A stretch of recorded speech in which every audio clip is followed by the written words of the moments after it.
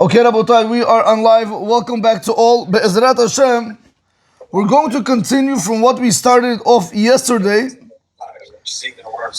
Now we're going to start speaking about the Siprim Asiyot by Rabbi Nachman Breslev.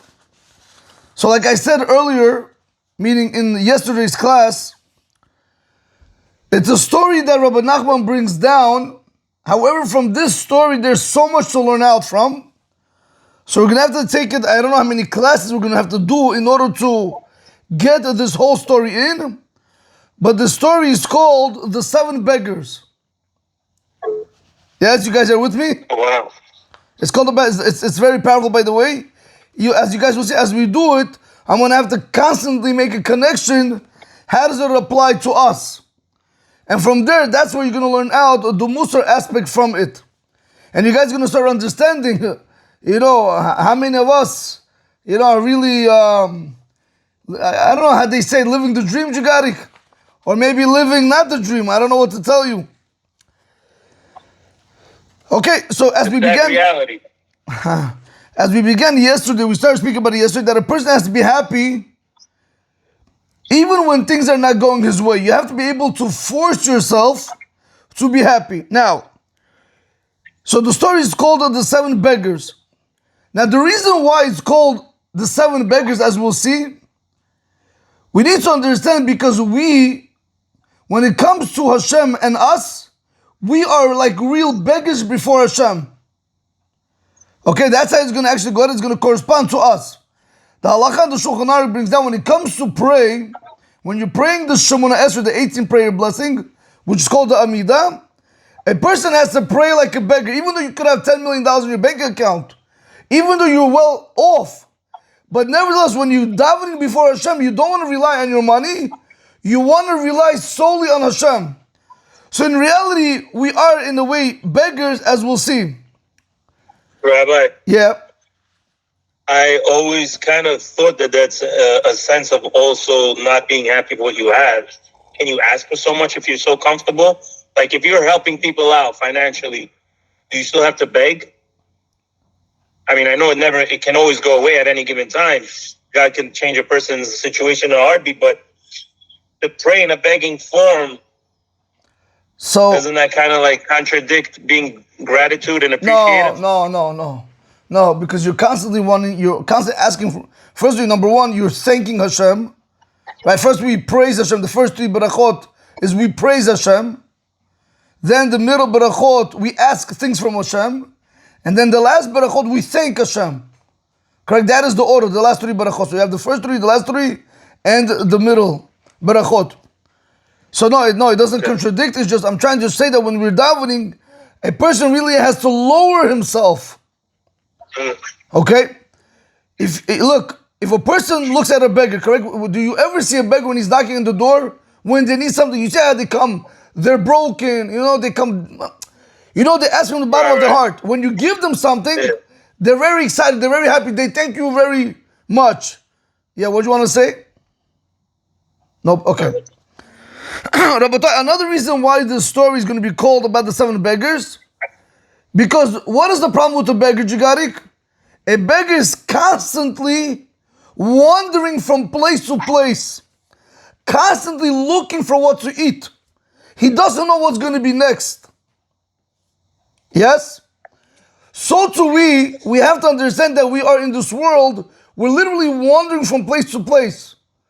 Like we are just in this rhythm right now, in moving, and nobody knows what the future might bring. Okay. So now, Rabotai, we're going to begin the story, and as we do the story, I'm going to try to break it down as we go along. He says over here that there was a story with one king, and he had an only son. We're going to see that this one king, Richard, is really Hashem. And his only son is really the Jewish people. Yes, you guys are with me? Yeah, it's a parable. Not a parable. What do you call it? Correct. No, parable, correct. There was a story with a king, and he had the only son. The king wanted to hand over the kingship to his son while he was alive. What is wrong with the story? He was alive. You don't do that. Oh, It transfers over after the death. beautiful. Rabotai, we're going to see over here that Hashem says, I'm the king in this world, and I want to transfer over you, I want to transfer also to you the opportunity so you guys can also be kings. In what sense? That you guys are going to be able to rule over your desires, to make the proper choices, but not to allow them to rule you and not to allow them to control you. Richard, you guys are with me?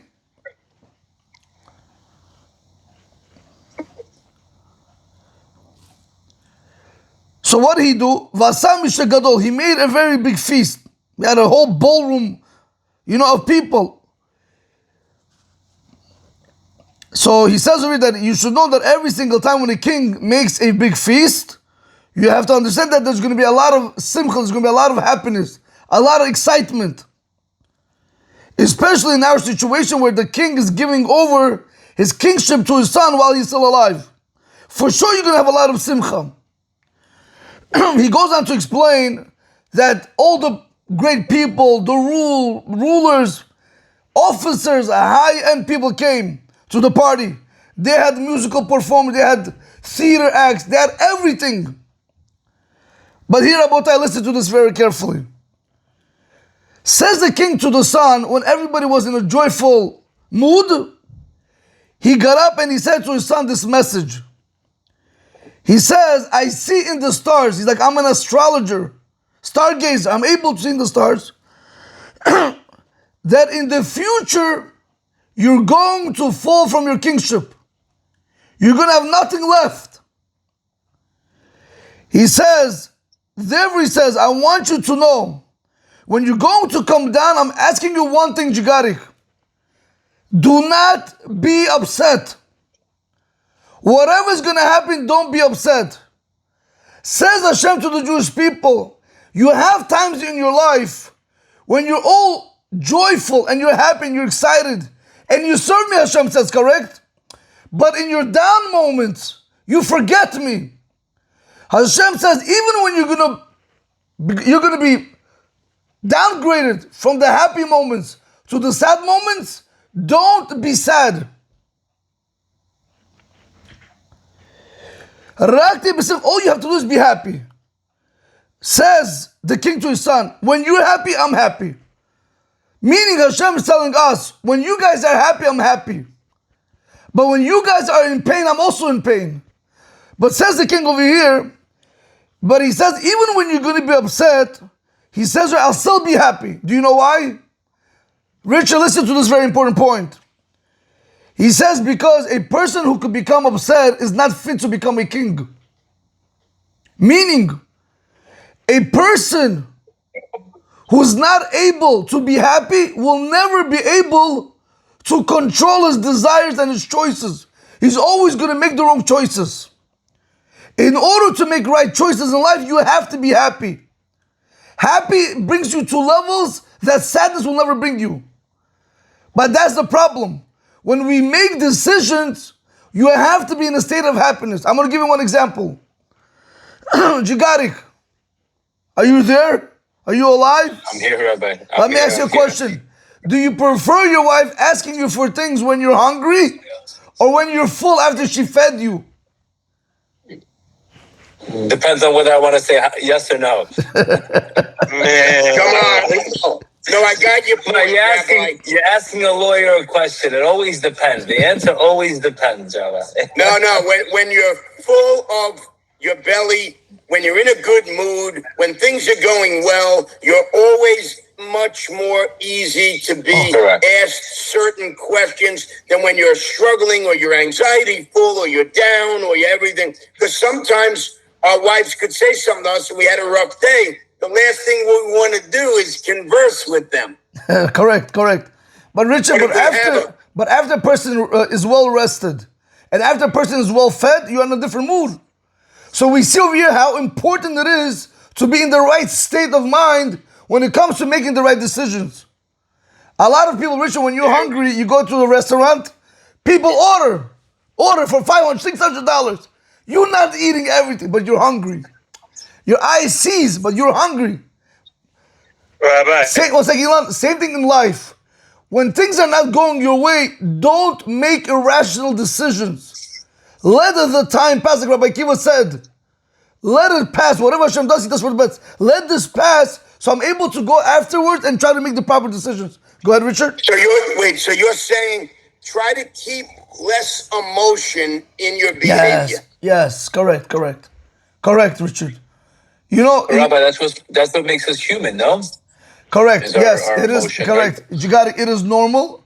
I agree with you. It is normal, but you have to understand our emotions play a very big role to the people that are around us. Whether it's going to be your wife, whether it's going to be your kids, whether it's going to be your workers. It trickles down. It trickles does. down. It affects everybody. So therefore, we have to be very careful. You know, there's I forgot the name of the doctor. He says something very fascinating.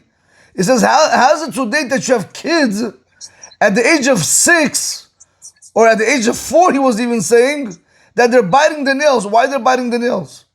Why do kids at the age of 4 have to bite the nails? What worries do they have? What anxiety? Anxiety do they have? What do they have that? You ever have a child comes and says, I'm down, I'm upset, I'm depressed, I'm bored. Like picking up on the parents' habit. Oh, Rabotai, listen to this. You know what he said? All this comes from the parents. If the parents are in a state of chas v'shalom downness or upset, it does trickle down to the children. It does. That's why we always have to try to be in a positive state. Whatever happens at work, you leave at work. Whatever happens in the city, you leave when you come home, you spend time with your children, with your wife. You forget about everything. But what do we do, Jigarik?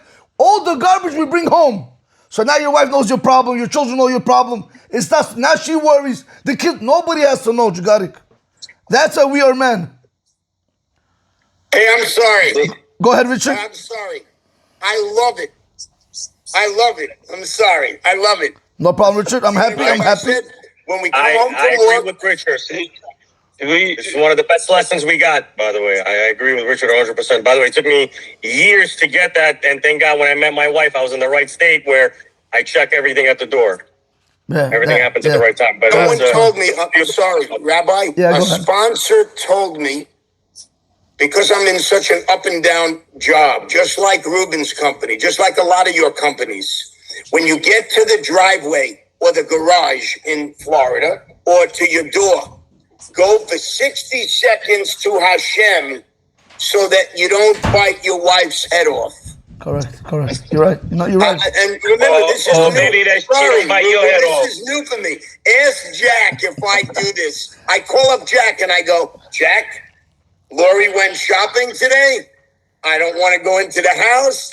Walk me off the ledge for a little while, and then I go in like I'm some kind of good guy. Anyway, enough out of me. Got it. He said 60 minutes. You got to talk to God. He calls you. You got it. You just got upgraded. Now he's going to start calling you too, Joey. So, now, Rabotai, I want to continue here. He says, said the king to the son, he said, but I want you to know, but when you're going to be down and you're still going to be happy, again, I want to try to make this clear. I'm not speaking about right now that, how can I say it? You're not over here faking it, you got it. You're not. You really have to put your mind in a state of happiness. I don't have to go to vacation to feel great. I don't have to eat something to feel good. I don't have to drink alcohol or smoke or do drugs to get myself to feel better. In my mind, I have to start appreciating what I have. Even when things are not going your way, Jigarik. You see, it's not. The deal didn't go through. Your wife screamed at you. I don't know. The school called you about the kids. You got to ask yourself, what do I still have? Up till this day, how much did God do for me? Am I breathing? Am I moving? Am I seeing? Do I hear? Once you start looking at the things you do have, you take yourself out of that state of down. Yes, you with me?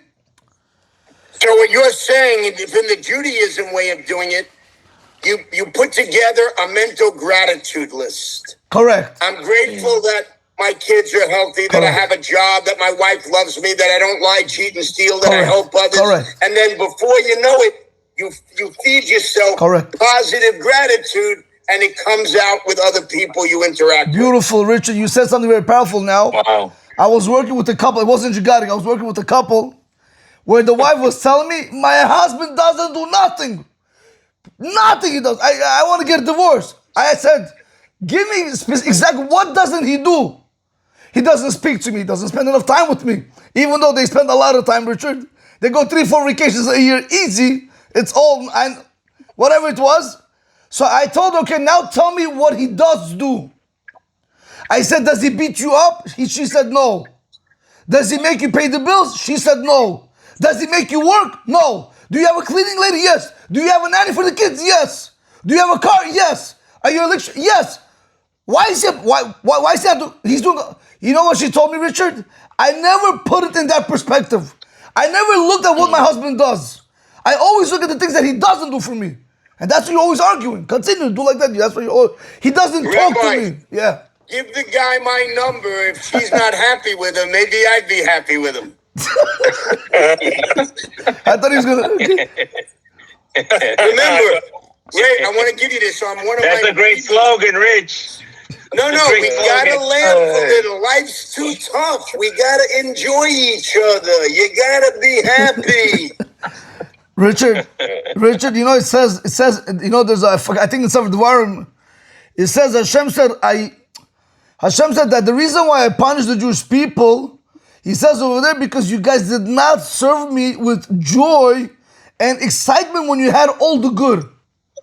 That is the problem. We're not happy. We're looking for outside things to make us happy, and that's a very big problem. Happiness is in the mind, it's not outside. Your person can be in Miami, he could be in Orlando, he could be in, I don't know, Elon, give me another, where did they go? Where did they go? Bahamas. Bahamas, yeah. Aruba. Don't matter, if you're negative in the mind, I don't care where you're going to be, you're always going to be upset, you're always going to complain. You're always going to be negative. Your happiness begins in the state of mind. When you start looking, you woke up in the morning, you're able to breathe, you're not 6 feet underneath the ground. That is something to say, to thank you to Hashem for giving you another opportunity, another day. That is something beautiful. So, Richard, what's going on over here? So the king tells the son, which is basically God, telling the Jewish people, I'm a king. While I'm still a king, I want you guys to also be kings. But how? I want you guys to be able to rule over your emotions. I want you guys to be able to rule over your choices, your desires. A king rules the world. We have to be able to rule ourselves, not allow the bad angel, which is the evil inclination, to rule us. Jigarik, are you with me or not, Jigarik? When you see a girl today passing by, right, the way they're dressed today, I don't want to even speak about it. You have to be able to control yourself because you are a melech over yourself. You are a king. A bum will look. You know why? Because he has no control. You're not a king. Says Hashem, I want you to be a king over yourself. I want you to be able to control yourself. That's something we have to be able to do. Now, even when you are up, if something is going to happen that you don't like, for example, I don't know what problems you have, but let's say you wake up late, or you miss davening and you have to daven at home. Do you beat yourself up, or do you make it better? What do? A lot of people, they beat themselves up. Or they didn't put on tefillin. They'll beat themselves up. Do teshuvah, make amends with yourself, make sure it doesn't happen again, move forward. Don't allow, 10 minutes of a day to destroy a 24-hour day. But Rabotai, the story is not finished. This is just an introduction, you got it. We're still going to get to the 7 beggars. Hey, Reuben, how much do we have to start giving the rabbi for this? Because this is beyond. Nothing, Richard. I'm a pretty average guy, or upper middle I'm ready to just sell him the money, Ruben, whatever it is. Ruben, you want to just so direct you that guys question know. to the fundraiser? No, just so you I guys was gonna know, start asking you, Richie, if you wanted to. Richard, make sure to sell them for all of us. First of all, the rabbi doesn't take; he's the one that gives. That's exactly right. But what I'm saying is, he's talking Richard, about be energy careful. today. This is Talking going about on YouTube. positiveness. It's great. They're going to be calling you out of the woodworks. This is beautiful right now, what's going on. Okay. Now, Rabotai, what happens, Richard? What happened? This son, he received the kingship.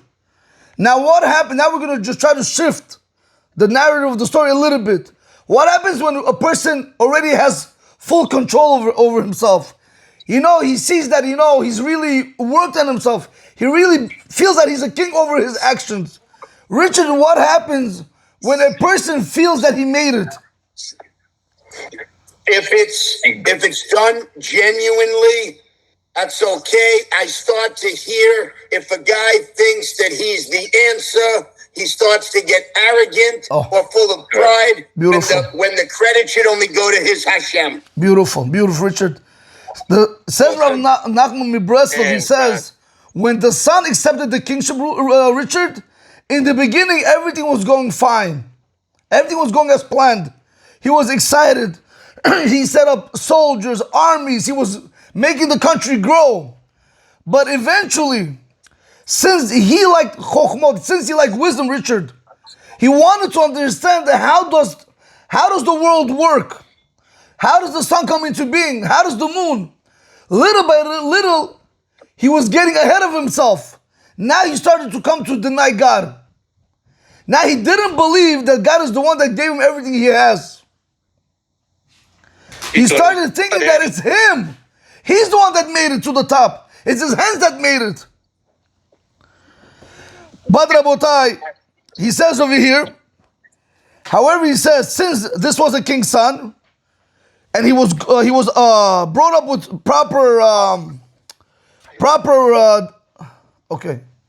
he was brought up with proper good upbringing, and he had good character traits.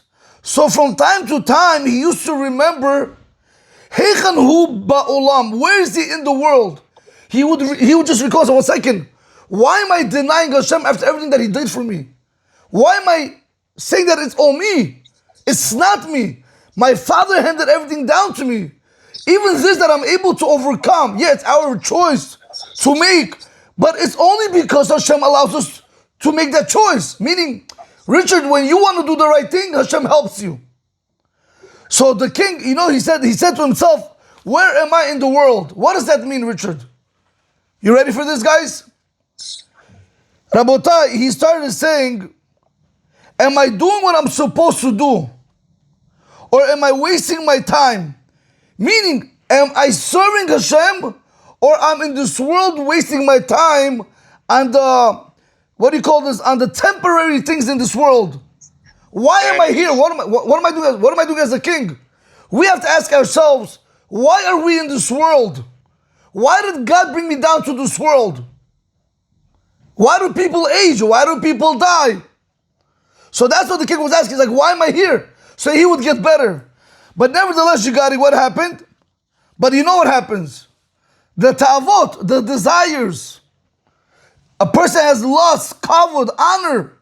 These things can remove a person from this world.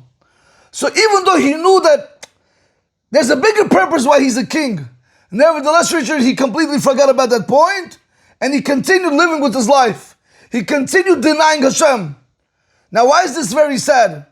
It happens many times when a person is down in life, he remembers Hashem.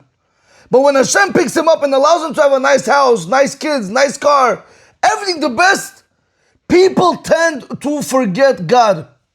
Unfortunately, not everybody, you have exceptions, but people tend to forget God.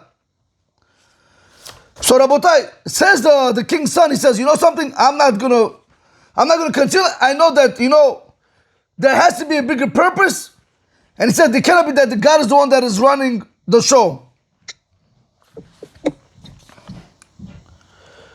Now, Rabotai, now we're gonna move on Now, this story is within the story, and he says like this. He says that one day, I guess, there's something happened in the country, Jigarik, and people started running away. They started fleeing from the people that were trying to kill them. What ended up happening, he says over here, everybody started running and they ran into a forest. Can you tell me why a forest, Jigarik? It's a good place to hide. It's a good place to hide. That's the only place you could go. Where else are you going to go? Right. Everywhere else where there's people that are being killed. So everybody started running into the forest. From this story, you can see a lot of times, Richard, that how many of us are running away from the real reason why we are here. When Hashem tells you, come to me, I want to help you. I want to bring you closer. What do? We ignore him and we run to the forest. We run to the other side where there's going to be no help. We come into a place of no man's land, like this forest where it's scary, dark, there's noises. So continues the story and he says, Jigari, what happened now? V'avdu sham zacharu nekewa. 2 children got lost over there from 2 different families. A little boy and a little girl. One of them was 4, one of them was 5 years old. And they had nothing what to eat. And they started crying and they started screaming. Rabotai, listen to this very carefully, Richard. If a person turns his back on Hashem, when you're running away from the truth, eventually a person is going to come to a point in life. Now, guys, I want you guys to work with me. Eventually a person is going to come to a point in his life where he's going to cry and he's going to scream. Meaning he's going to be full of regrets by not having served Hashem the proper way. Like these children when they were screaming and they were crying for food. Now, Rabotai, I want you guys to realize something for a second. Imagine, God forbid, just for a second for yourself. You got to imagine this for a second, Lolenu. I don't want to say you, but a person himself is in a coma. You can't speak, but you could hear everything. And you hear the doctor saying, he only has 30 minutes to live. What is going to be going on through your mind at that point? You ready for this, Jigari? Teshuva. Teshuva. Yeah, okay. Halavite was, Ilan, you're breaking up, Ilan?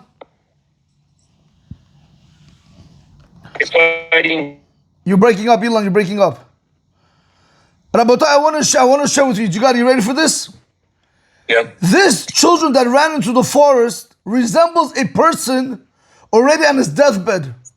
You know, I've seen elderly people, like 80s, 85, 90s maybe, that when the time already comes, they can't speak. They could hear you, they could see you, but they can't speak. Right. There is a cry from within, there is a scream from within. But that cry and scream is not that you want to have more life because you're in pain. That crying and screaming is the regret of not being able to serve Hashem properly. Not being able to accumulate the wealth of mitzvot while we were in this world. That's what we're going to be screaming and crying. Like these children in the forest. Why does the story have to bring a forest? Tell me he went into, I don't know, a field. Into a desert for all I care. You know why, Rabotai? Forest resembles being alone. Without anyone showing you or saying what should be done next. You're lost. You know where to go. What's the Peshat? Not only will you be alone in the grave, a person might not even have mitzvot that his soul might eat from. Like these children that they were crying for bread, they were lost. Our soul, when it's ready going to come time to leave this world, it's going to cry and scream, what is my neshama, what is my soul going to benefit in the next world? What am I taking with me? But the problem you got is, it's too late. You can't do anything then. Yeah, you can do teshuva, you're right. But it's too late, Jigarik. It's very late. Because you have missed a wealth of mitzvot.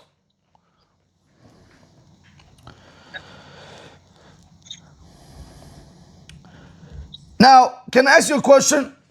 Why does a person, if a person is dying, correct? Why does he have to cry and scream? Let him go. I don't know if you ever seen old people when they die, they have tears come because they can't speak. They have tears. Why they're crying? You know why? The pain. The pain of not being able to live life to the fullest, serve Hashem to the fullest, that's what eats them alive. But you got it, there's good news. You know why? This is chas v'shalom later on in life. But a person has to be able to prevent this from happening now. You have to ask yourself, am I really utilizing every single moment that I have in order to be able to serve Hashem the proper way? Now when I say serve Hashem, what do you think, Jigarik? To do mitzvot all day? That's what you think, Jigarik? To learn Torah all day? What do you think when I say you have to serve Hashem? Do the right thing at the right time. Right? Okay, so Obviously learning Torah is one of it. So I wanna this is the whole story over here is like we began in the beginning where the king told the son, I want you to be happy. At all times a person must be happy. Ivdu et Hashem b'simcha. A person has to serve Hashem with happiness, with joy. If you're not gonna have joy in your life, as much as what you're doing is good, I don't want to say that Hashem doesn't want your service, you understand? You with your kids, be happy. With your wife, be happy. At work, be happy. You're eating, be happy. We have to be able to thank Hashem for the goodness that He blessed us in this world. We seem to forget that, Jigarik. We seem to always want more and more and not focusing on what we have.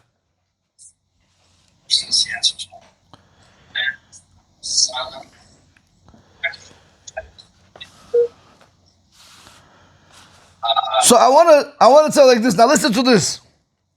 So the children start screaming they want bread, correct? They start screaming, they start crying because they had no bread what to eat. Do you know what happened to them? You ready for this? Bitoch kach ba'etzlam bletler echad im masakim shelo shenose b'hem lechem. Listen to this, Jigarik. One beggar came to them with bags of bread. He had a bag with bread. And now the children start coming close to the beggar. And they wanted to be attached to camp. They wanted to know where to go. They don't know where to move. So what did the beggar do? Listen to this. Now we're going to get into the whole step of beggar 1, beggar 2. Probably we'll see that in the next class. He gave them the bread to eat and they ate it. And he asked them, from where are you guys coming? You know what the children answered them? We don't know because we're too small to understand. We're small children. What's the understanding, Jigarik? There are times in life that when Hashem sends us messages to remind us, from where did you guys come? Do you guys remember that you came down from the throne of glory? Do you remember that you have a neshama, a soul inside of you? Do you remember that? What do we answer, Jigarik? No, we don't remember. Because a lot of us don't. We don't focus on our neshama. We focus more on our body. You understand? We worried about what's going to be tomorrow. Bigger house, bigger car, better vacations. We don't worry what's important for the neshama. So listen to this, Jigarik. Yilan, listen to this. So now he began to walk. The first beggar began to walk. And they asked him, can you please take us with you? You know what he said to them? I can't. I can't. They said, what happened? So when they looked at him, they realized that he was blind. The first beggar was blind. You know what bracha he gave them? Because they don't say, how did a blind person come over here? But you know what the blessing he gave them? You got to listen to this. Can you imagine somebody giving this blessing?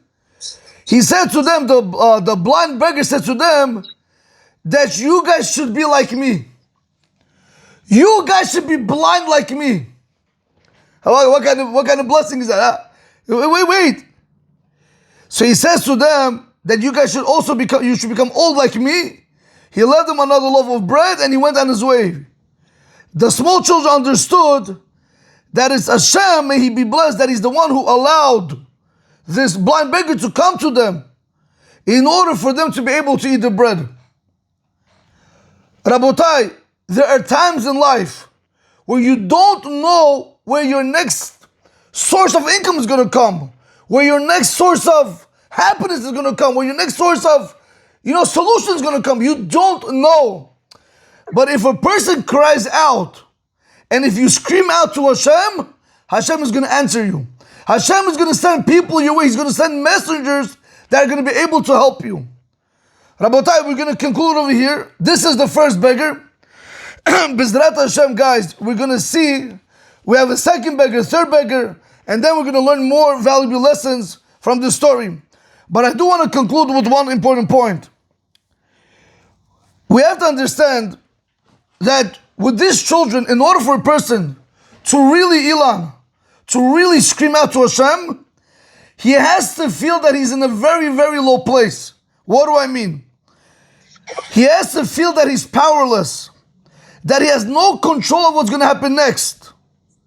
He doesn't understand what the world can bring to him. Again, this world is not a nice place. I don't know if you guys understand what's going on in the world. But Rabotai, when a person understands that he's powerless and he has no control of what will happen next, you know what happens, Shigarik? Hashem gives you a certain power. There's a rebirth in you of energy, which is called imunah, a faith. Faith is called faith. A connection with Hashem like never before. You guys probably had it. There are times in a person's life when he feels that this is it. How low can you go?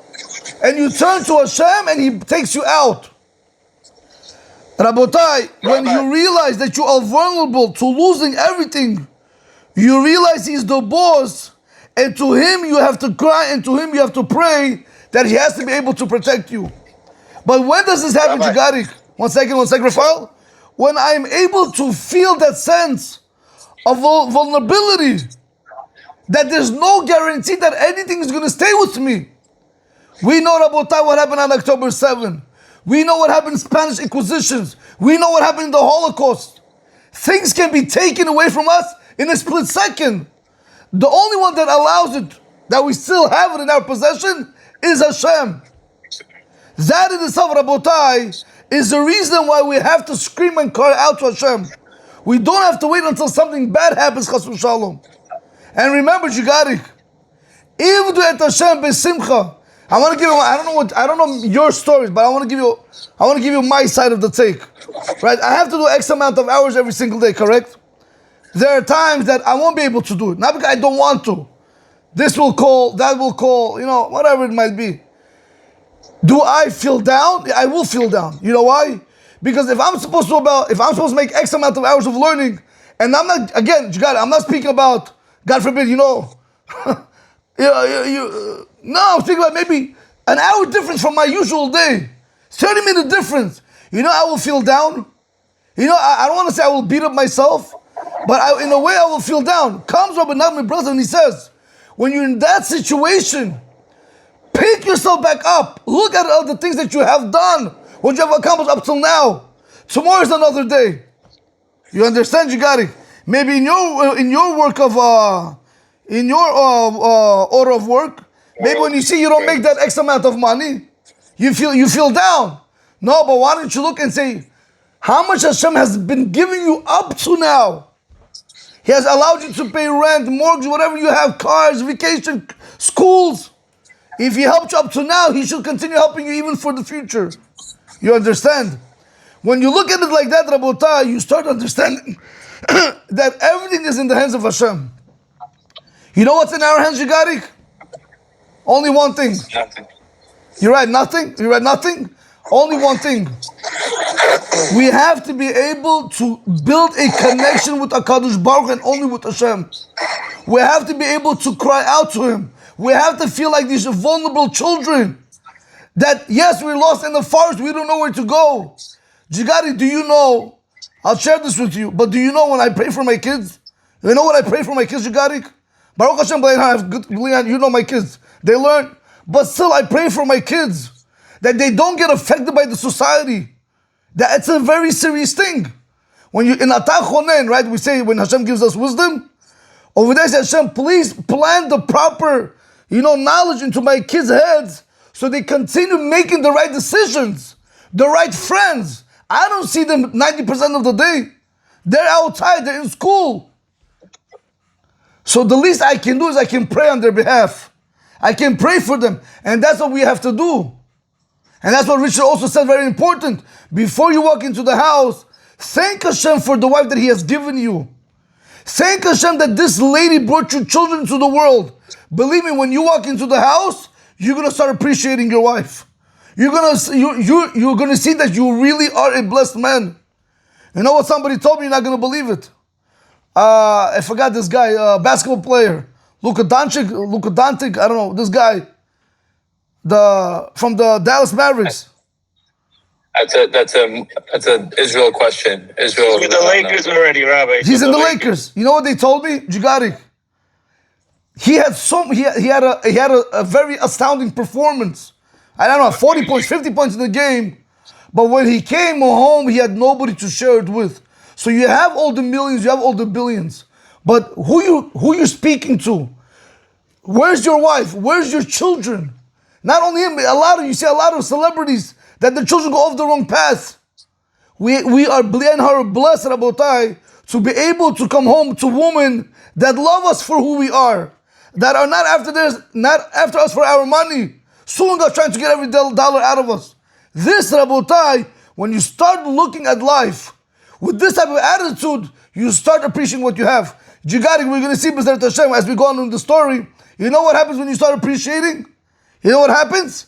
Hashem says, now I want to give you more. I only want to give you more, and I will give you more. And He said, I'm going to give you one parable, with this I'm going to conclude.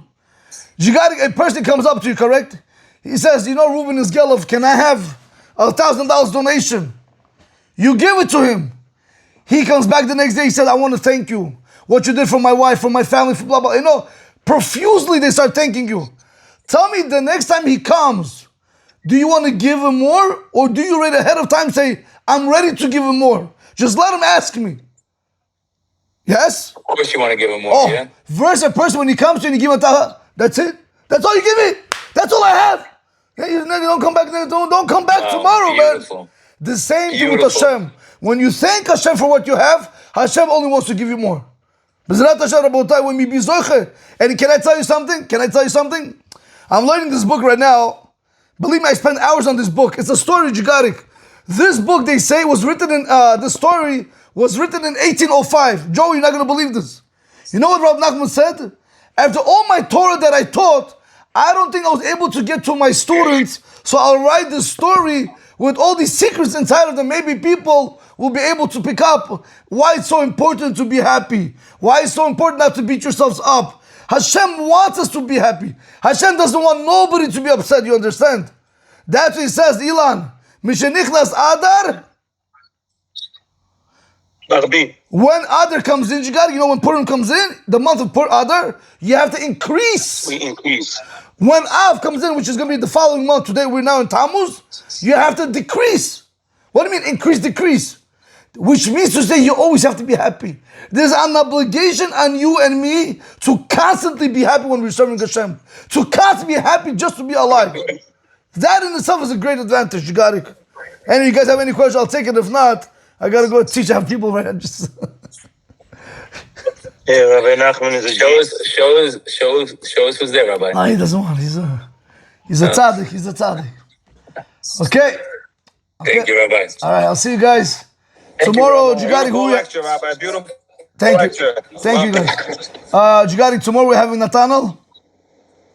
Yeah. And Thursday we're having Rabbi Sulaimanov or Rabbi Aaron? No, Rabbi Sulaimanov. Okay, Beseder. Guys, have a great weekend. Love you all. Have a good Shabbos. Thank you, Rabbi. love you guys. See you. Thank you, Rabbi. Bye. Bye-bye. Bye. Bye.